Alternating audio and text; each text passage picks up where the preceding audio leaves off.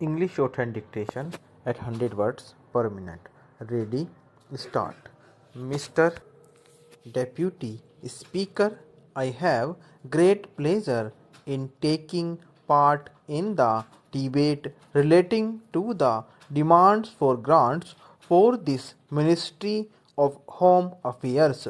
The Minister of Home Affairs occupies an important position in the central executive, and the central executive under the Constitution is vested with wide powers. It is because of the wide powers and the unique position under the Constitution that it is able to hold the country united in spite of various diversities of language, religion, and other things. Therefore, this unique position should not be disturbed even when we think of amendment to the Constitution at any time. The Home Ministry had a difficult time during the year.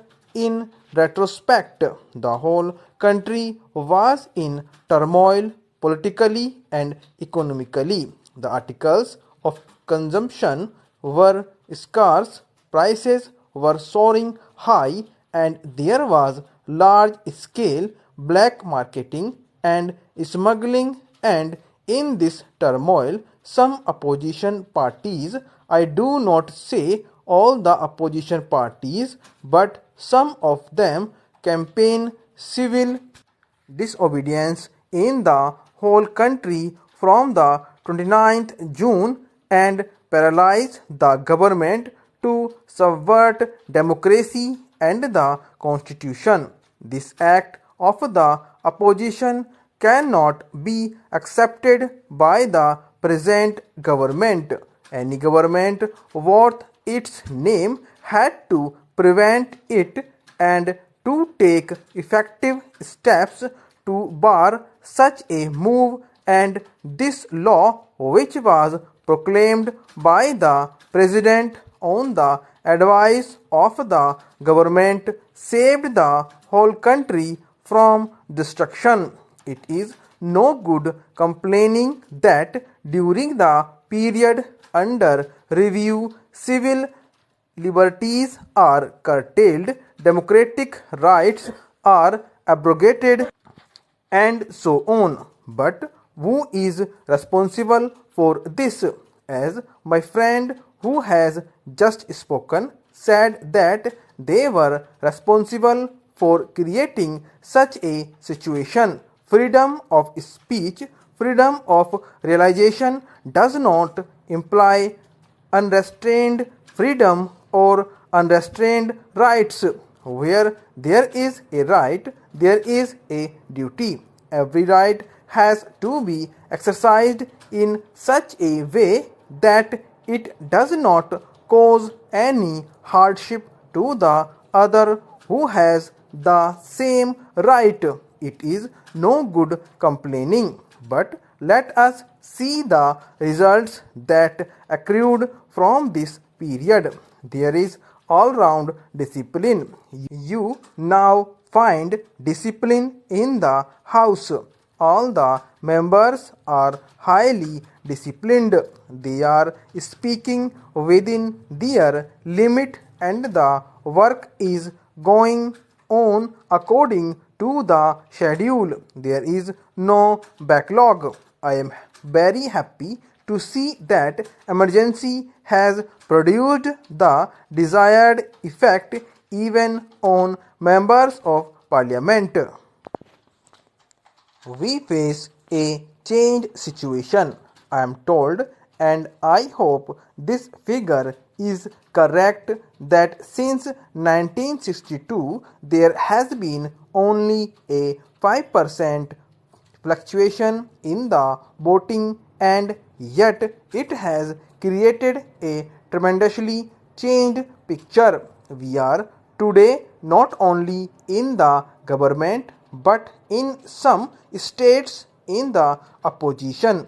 We have to create and we have to show good standards of democratic functioning. We have to deal and work with the opposition wherever they work for the good of the country. Whenever we feel that they are going in the right direction, we must not oppose them merely for the sake of opposition, as sometimes we ourselves have been opposed in our organization. We must renew our faith in the path of democratic socialist functioning. I do not want to go at this time into matters of policy. We shall have many occasions to discuss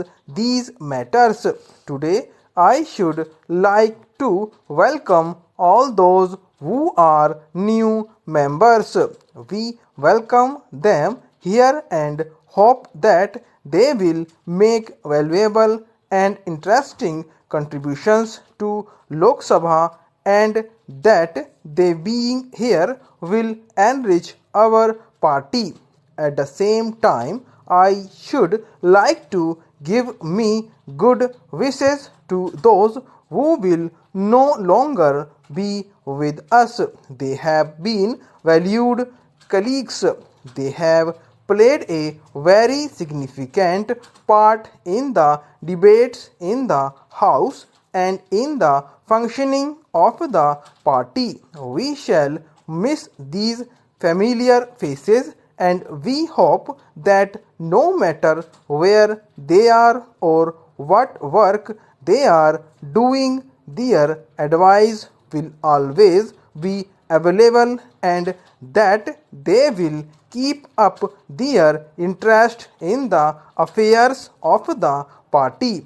Much work has to be done not only in the legislature but at all levels, and this again is something which we must all work out under the guidance of the Congress President and other leaders.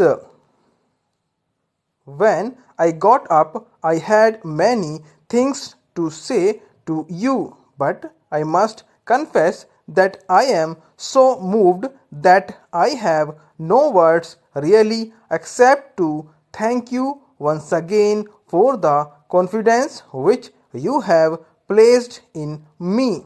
I should like to tell you that this burden is a tremendous burden, and it is a burden which cannot be borne by one person alone, not even by one person and a few colleagues in the cabinet, but by the entire party here and the entire party all over the country. We must treat these problems as our problems. As I said, we have made a good beginning. Let us not hesitate to give advice or suggestion. Let no one feel isolated. Stop.